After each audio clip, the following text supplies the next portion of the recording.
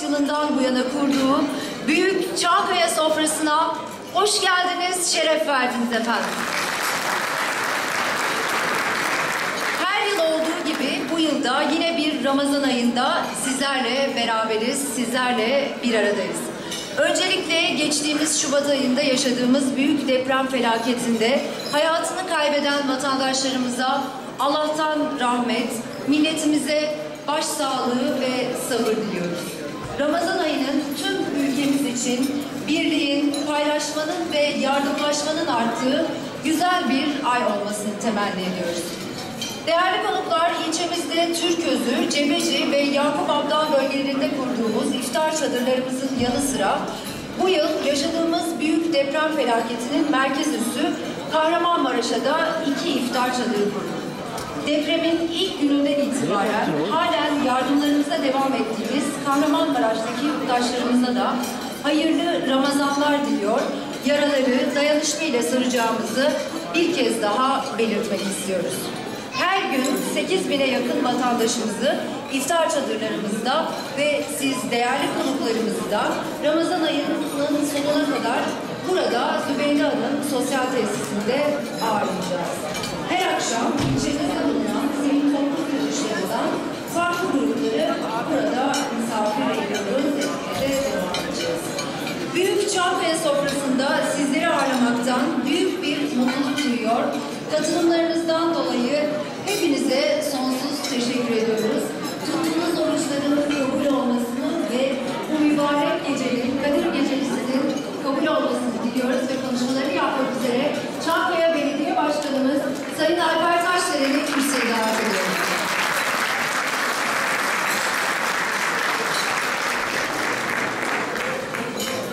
Sayın Grup Başkan Vekilim, değerli Genel Başkan Yardımcım, derneğimizin, vakfımızın çok kıymetli başkanları, çok değerli hanımefendiler, beyefendiler, ben de bu güzel akşamda sizleri saygıyla selamlıyorum. Hoş geldiniz diyorum.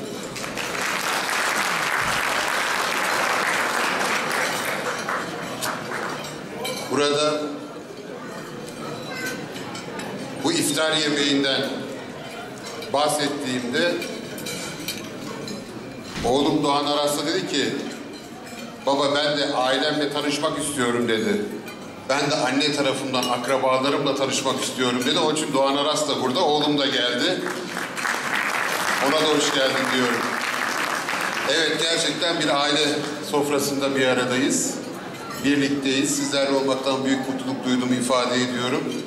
Çünkü gerçekten 1864'ten bu yana büyük sürgünden, katliamdan, soykırımdan bu yana direnen, var olmak için direnen, direnirken de her zaman dayanışmanın en büyüğünü gösteren, Cumhuriyet'in temellerinde harcı olan ve o günden bu yana da Mustafa Kemal Atatürk'ün izinden, Cumhuriyet'ten, bayrak sevgisinden, vatan sevgisinden ve memleketine, devletine hizmetten asla vazgeçmeyen bir toplum olarak ne kadar gurur duysak azdır, bu dayanışmayı ne kadar büyütsek gerçekten azdır diyorum. O nedenle bu birlikteliğimizin ömür boyu sürmesini ben de temenni ediyorum. Biz Çankaya Belediyesi olarak hizmetlerimizi hiçbir zaman ayırt etmeden, kimseyi ötekileştirmeden hizmet etmeye devam ediyoruz. Bu akşam bu yediğimiz yemekler de bizim iftar çadırlarımızdaki yemeklerimizdir. Biz buradaki iftarlarımıza ayrı bir menü yapmadık. İftar çadırlarımızda olan menümüzdür. Yani bu akşam Çankaya'da 12.000 yurttaşın yediği yemeği biz de burada hep birlikte paylaştık. Çünkü Yunus Emre'nin dediği gibi yaratılanı yaradandan ötürü seven bir anlayışla hizmet ediyoruz ve hizmet etmeye de devam edeceğiz. Önümüzde çok kritik bir süreç var. 14 Mayıs seçimlerinin de arifesindeyiz. Ben bu seçimlerin de ülkemize adaleti, özgürlüğü, hakça adil bir düzeni getirmesini temenni ediyorum. 21 yıl sonunda artık bir değişimin olacağına yürekten inanıyorum ve yine baharlar gelecek diyorum. Umut asla bitmeyecek diyorum.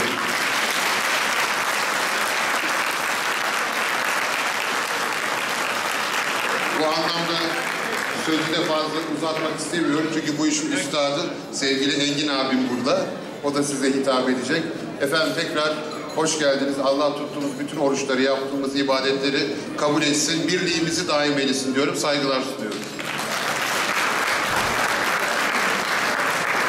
Çankaya Belediye Başkanımız Sayın Alper Taşdelen'e konuşması için teşekkür ediyoruz ve Ankara Çerkez Derneği Başkanı Sayın Bistan Jalovka'yı konuşmalarını yapmak üzere kürsüye davet ediyorum.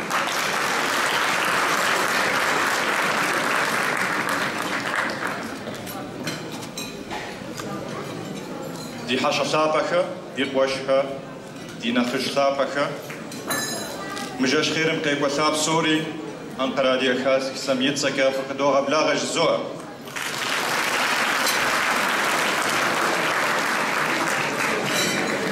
يا براوة قدير جيش لابم كا سنوبكو حم في نشهري في نمزهري قابل يش شخيم تنيم يا خجاهم حم جنتك يا غقوفة قناهمي أبنخ كوغخ قريمت amin cüzua. Saygıdeğer büyüklerim, saygıdeğer başkanlarım, sevgili Alper Taşdelen, saygıdeğer Engin Özkoç, Fethi Açıkel, Ümit Dinçer ve çok değerli milletvekili adaylarımız. Ankara Çerkes Derneği'nin Çankaya Belediyesi ile düzenlemiş olduğu geleneksel iftara hepiniz hoş geldiniz.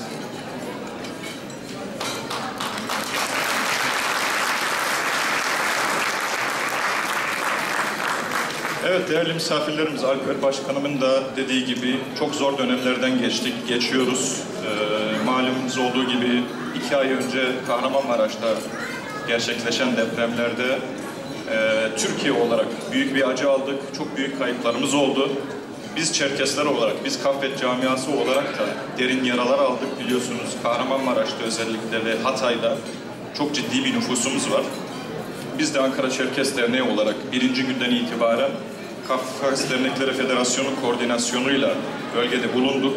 Yardımlarımızı ulaştırmaya gayret ettik ve yaşanan bu acıları az da olsa hafifletmeye gayret ettik. Ben burada bir Ankaralı olarak da Sayın Alper Taşdelen'e, Çankaya Belediyesi'ne, Ankara Büyükşehir Belediyesi'ne de teşekkür etmek istiyorum. Gerçekten bu süreçte Ankara belediyelerinin deprem bölgesinde yapmış olduğu çalışmalar hepimizi gururlandırdı. Sizlerin huzurunuzda da kendilerine teşekkür etmek istiyorum.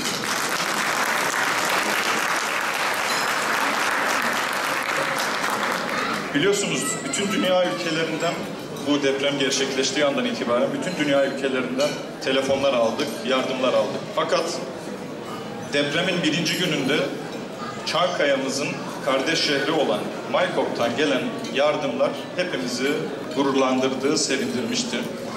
Burada da Çankaya ile Maykop arasındaki kardeş şehir anlaşmasına vurgu yapmak isterim. Bilirsiniz, Çankaya ile Maykop arasındaki kardeş şehir anlaşmasından dolayı bir sonucu olarak yani Yaşamkent sosyal tesislerimiz var. Yaşamkent sosyal tesislerimiz Maykop Parkı'nda yer almaktadır. Ve bu deprem süresince de Yaşamkent sosyal tesisleri çok önemli bir rol oynadı.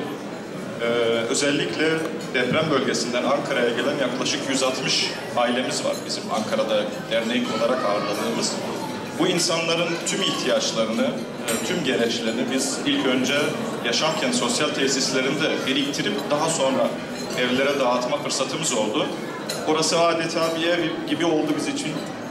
Bu anlamda da orayı tahsis eden, oranın gelişmesinde de emeği olan ve inşallah uzun yıllarda dernekte kalmasını sağlayacak olan Çankaya Belediyesi'ne teşekkür etmek istiyorum.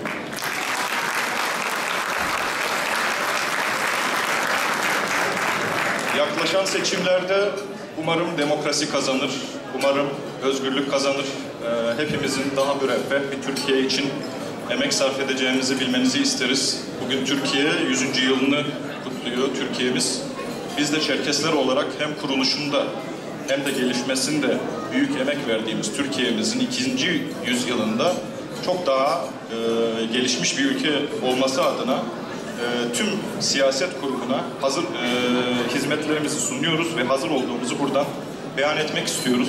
Çerkesler olarak, Kuzey Kafkasyalılar olarak üzerimize ne düşüyorsa bu süreçte yapmaya hazır olduğumuzu beyan ediyoruz.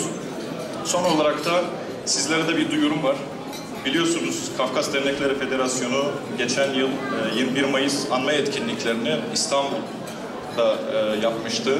Bu yıl 21 Mayıs anma etkinliklerimiz Ankara'da olacak. Hatta bakalım izinlerde olursa Çankaya'mızda olacak. Ve eminiz ki Çankaya'mız her zaman bizle birlikte olacak, bizi destekleyecek. Biz gerçekten bugün büyüklerimizin bizlerle birlikte olması son derece gurur verici. Bu desteğin devam etmesini diliyoruz. Siyaset kurumundan ciddi beklentilerimiz var. Ama artık Çerkesler taleplerini sıralayıp oturmayacak. Biz de siyaset alanında aktif olacağız, çalışacağız, herkese temas edeceğiz. Bugün bizi yalnız bırakmadığınız için hepinize çok teşekkür ediyorum. Saygılar dilerim.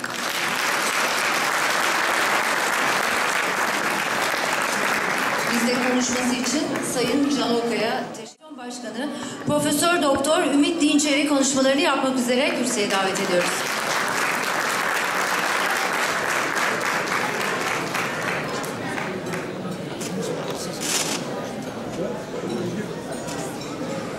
Dinahazukha, dişukha, divaşka. Tipşahasha fuor zorgas vejanu sukweş. Ya berav. Nazmaza şapam diç.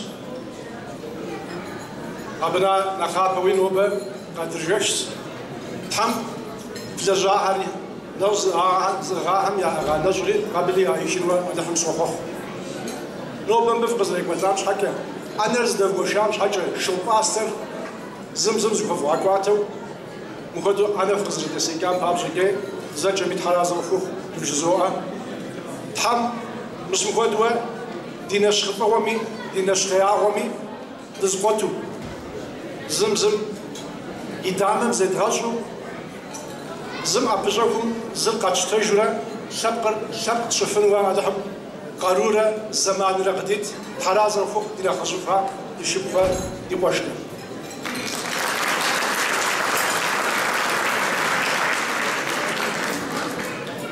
Sayın Grup Başkan Vekilim Engin Özkoç, sevgili dostum Fethi Açıkel ve sevgili belediye başkanımız, dostumuz Alper Taşdelen, çok kıymetli siyasi şahsiyetler, hepsinin ismini tek tek sayamayabilirim, bağışlasınlar. Değerli büyüklerim, hanımefendiler, beyefendiler, hepinize tekrar iyi akşamlar diliyorum. İçinde bulunduğumuz kutsal ay ve bu akşam özellikle Kadir Gecesi olması itibariyle hepimizin ibadetlerinizin Tanrı katında kabul olmasını diliyorum. Az evvel sevgili başkan uzun uzun bahsettiler, yeniden tekrar etmek istemiyorum. Yaşadığımız dönem son derece hem zor bir dönem hem de insani açıdan toplumun hasletlerini ortaya çıkaran önemli bir dönem diye düşünüyorum. 6 Şubat'a uyandığımızdaki hissiyatımızla bugünkü hissiyatımızın birbirinden farklı olduğunu biliyorum. Bazen acılar toplumları yakınlaştırır. Sadece Çerkesler özelinde söylemiyorum. İçinde yaşadığımız bu dönem bu coğrafyada yaşayan herkesi birbirine yakınlaştırdı. Türk'ü Kürt'le, Çerkez'i Boşnak'la, Arap'ı Arnavut'la yakınlaştıran acı bir dönemden geçtik. Zaman zaman şerden hayır ortaya çıkabilir. Belki de bu döneme biraz böyle bakmak lazım. İnsanları yardımlaşmaya, diğer gamlığa, başkası için mülkünü, zamanını, fikrini ortaya koymaya yarayan bir dönem geçirdik. Hala geçiriyoruz. Depremin etkileri henüz bitmiş değil. İnşallah yaraların tamamen sarılacağı güne kadar biz de bir sivil toplum örgütü olarak çalışmaya devam edeceğiz. Bu konuda bize katkı sunan bütün üyelerimize, sivil topluma, siyaset kurumuna, belediyelerimize yürekten teşekkür etmek istiyorum. Öte taraftan içinde bulunduğumuz ay itibariyle yardımlaşmanın, sadakanın öneminin arttığı günler. Lütfen bu noktada da biraz daha özellikle o bölgede yaşayan, o bölgeden kentlerimize gelip buralarda yaşayan insanlara biraz biraz daha yardımı öncelemek gerektiğini düşünüyorum. Daha fazla bu konuyu da uzatmadan burada nihayetlendirmek istiyorum. Hepinize bu akşam bu sofrayı paylaştığınız için, Çankaya Belediyesi'nin çok kıymetli başkanının az evvel söylediği gibi iftar sofralarının, bu ilçedeki bütün iftar sofralarının bir parçası olarak bu akşam kurulan sofralara teşrif ettiğiniz, davete icabet ettiğiniz için hepinize yürekten teşekkür ediyorum. Sağ olun, var olun.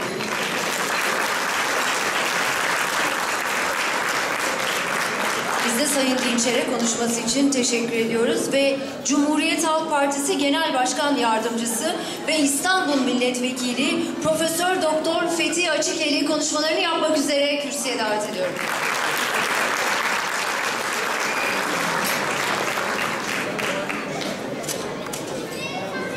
Şaşaşım, iyi akşamlar diliyorum.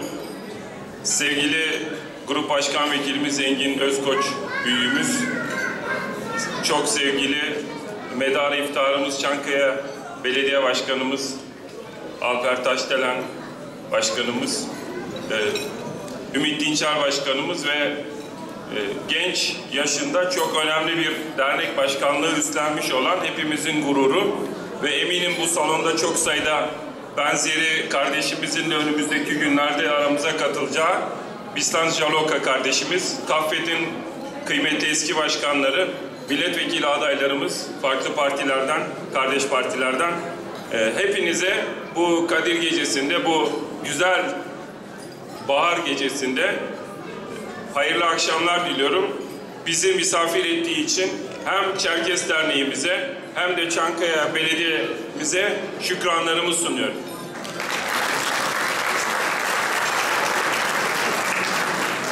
Benden önceki konuşmacılar çok güzel bir şekilde başkanlarımız özetlediler.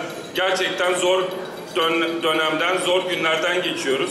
Fakat toplumumuzun bir aralığının, dayanışmasının, empatisinin ve yardımseverliğinin, samimiyetinin her geçen gün ortaya çıktığı, deprem yaralarının sarılması için aksayan mekanizmaların, aksayan kurumların, kolonları çökertilmiş yapıların toplum tarafından ayağa kaldırılması için hep beraber dayanışıyoruz. Sanıyorum aramızda Maraş'tan gelen depremzedeler, yakınlarını, akrabalarını kaybetmiş, sevdiklerini kaybetmiş olan hemşehrilerimiz de var. Onlara da hoş geldiniz diyorum. Onlara da başsağlığı diliyorum. Geçtiğimiz hafta içerisinde hem Apaz Derneği'nde hem de Uzun Yayla Derneği'nde başkanlarımızla iftar toplantısına katıldık. Onların çoğu fedakarca tüm deprem bölgelerine, tıpkı Ankara Derneği olduğu gibi yardımlarını ulaştırmaya çalıştılar. Çankaya Belediye'miz, Ankara Büyükşehir Belediye'miz, İstanbul Belediye'miz de aynı şekilde yaraları sarmak için memleketin imkanlarını seferber ettiler. Türkiye'yi bir Halil İbrahim sofrasına dönüştürmek elimizde. İnşallah 86 milyon kardeşimizin kucaklaşacağı, en hızlı şekilde yaralarımızı saracağımız günler önümüzde. Hepinize iyi baharlar, iyi Kadir Geceleri ve iyi bayramlar diliyorum. Sizleri Genel Başkanım adına saygıyla, sevgiyle selamlıyorum.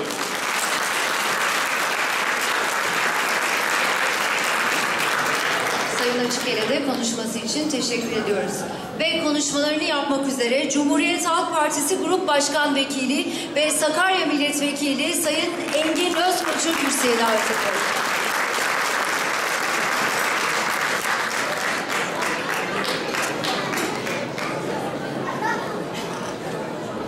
Cumhuriyet Halk Partisi'nin değerli Genel Başkan Yardımcısı, Çankaya Belediyesi'nin benim kardeşim olan değerli belediye başkanı, değerli dernek başkanları, hayatım boyunca bana nasıl duracağımı, nasıl mücadele edeceğimi, nasıl konuşacağımı öğreten değerli büyüklerim, değerli hanımefendiler, çok değerli beyefendiler, hepinizi saygıyla, sevgiyle selamlıyorum. Hoş geldiniz.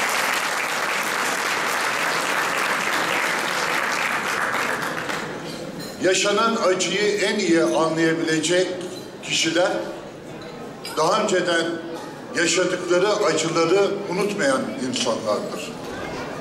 Bugün bu salonda olan toplumun ataları yaşadıkları acının üstünden 100 yıllar geçmiş olmasına rağmen hiçbir zaman yüreklerindeki o sızıyı unutmadılar. Kaybettikleri kardeşlerini unutmadılar. Karadeniz'in sularına bıraktıkları evlatlarını unutmadılar. Onlar bir vatansız kalmanın ne demek olduğunu asla unutmadılar. Ama hayatlarını ve yaşamlarını nerede sürdürürlerse sürdürsünler, kardeşlik bağıyla dürüstçe onurlarını asla kaybetmeden birbirleriyle dayanışarak tekrar var olmayı başarabildiler.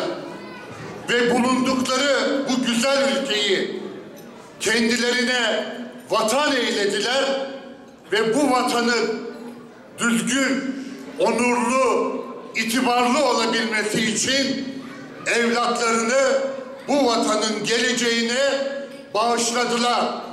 Böyle bir toplumun evladı olarak karşınızda olmaktan dolayı onur ve gurur duyuyorum. Ve sizlere şükran borçluyum.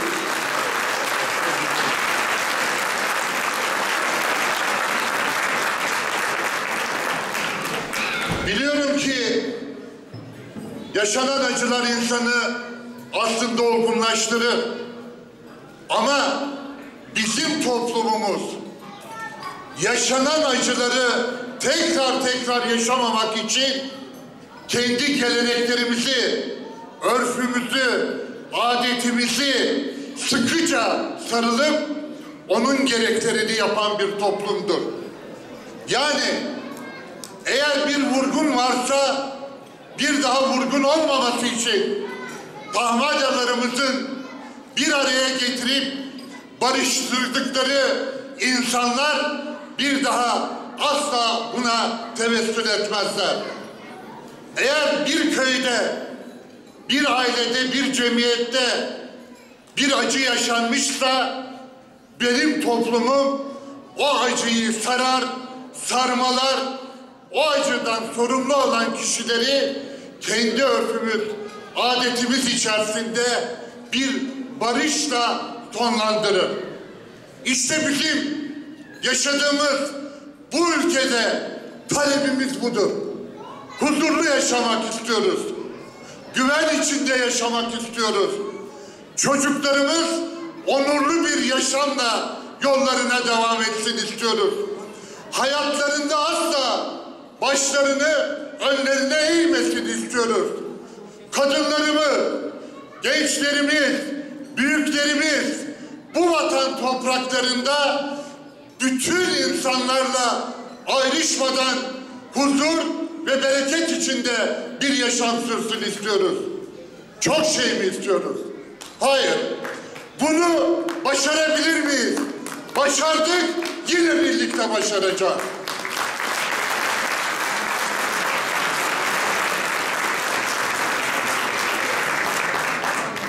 Efendim farklı görüşleri var. Falanca kişi Adalet ve Kalkınma Partisi'ni savunuyor. Filanca kişi Milliyetçi Hareket Partisi'ni savunuyor. Filanca kişi Cumhuriyet Halk Partisi'ni. Ne fark eder? Sadece hizmet için eğer bir siyasi partinin çatısı altındaysanız siz bu ülkenin evladısınız. Başımızın üstünde yeriniz var. Eğer ayrıştırmıyorsanız, eğer kavgayı körüklemiyorsanız, eğer özgürlükten yanaysanız, eğer adaletten yanaysanız, barıştan yanaysanız, adalet ve hukukun bu ülkede var olmasından yanaysanız, yarışmanın hiçbir mahsuru yok. Ancak ayrıştırmanın mahsuru var. Bu toplum bunun acısını biliyor. O zaman huzurunuza bir kere daha size minnetle ve şükranla sesleniyorum. Barış için oyunuzu kullanın. Adalet için oyunuzu kullanın. Çocuklarınızın onuru ve geleceği için oyunuzu kullanın. Birlik ve beraberliğimiz için oyunuzu kullanın. Zaten biz yaşarken bu toplum olarak bu ülkeler içinde yaşadık. Bir kere daha ilkelerimiz için, geleneklerimiz, örfümüz ve adetlerimiz için oyunuzu kullanın. Kullanın ki bu ülkede refah olsun, mutluluk olsun, adalet olsun, hukuk olsun ve huzur olsun. Ben bunu biliyorum. Bana öğrettiğiniz gibi mecliste mücadele ettim. Bana öğrettiğiniz duruşu sergiledim. Andolsun bundan sonra da ne içinden geldiğim toplumu unuturum, ne de içinde yaşadığım vatanı ve milletimi unuturum. Hepinize saygılar sunuyorum.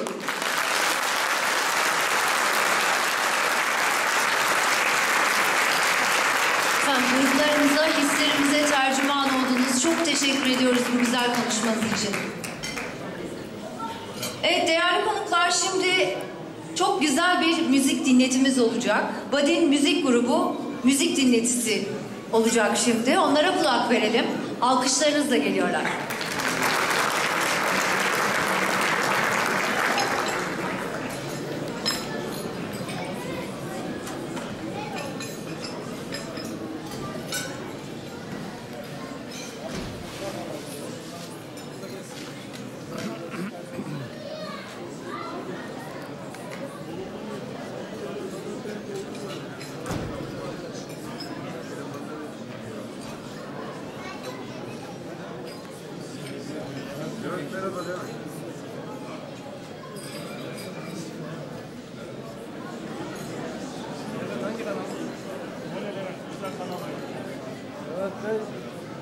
Biraz önce konuştuğumuz oldu.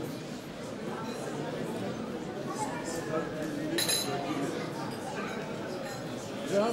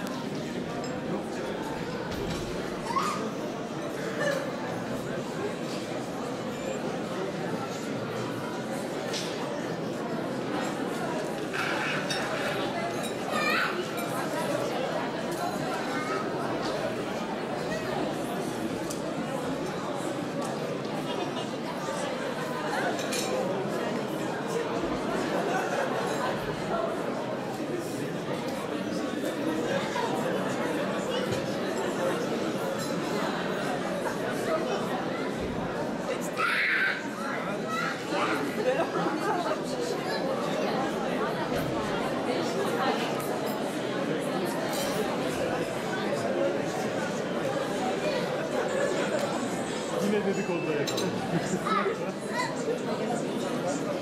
Sesi alın, dikkat et. Ne var ne yok?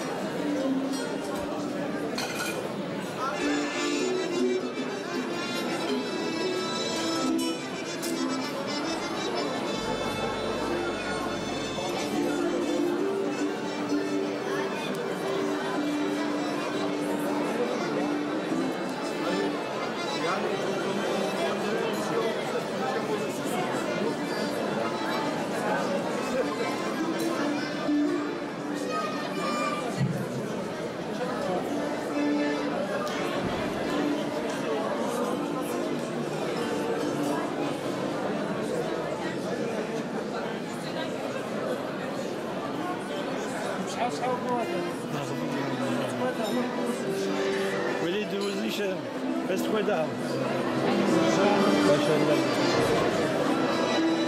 bes كويدا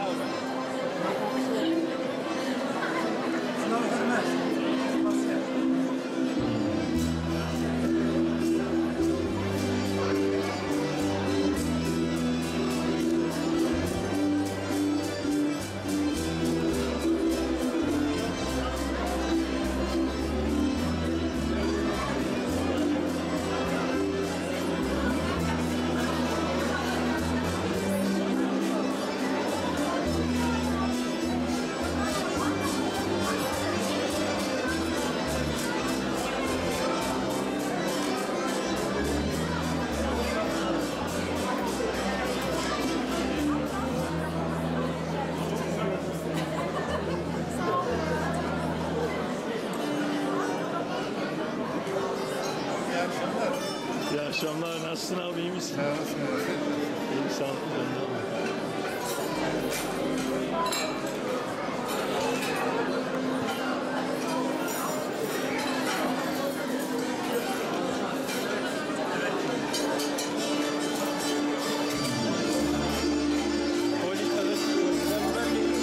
Kalacak bunlar. Ne yapacağım? Değil mi yani? Değil mi? Aşçı burası yani.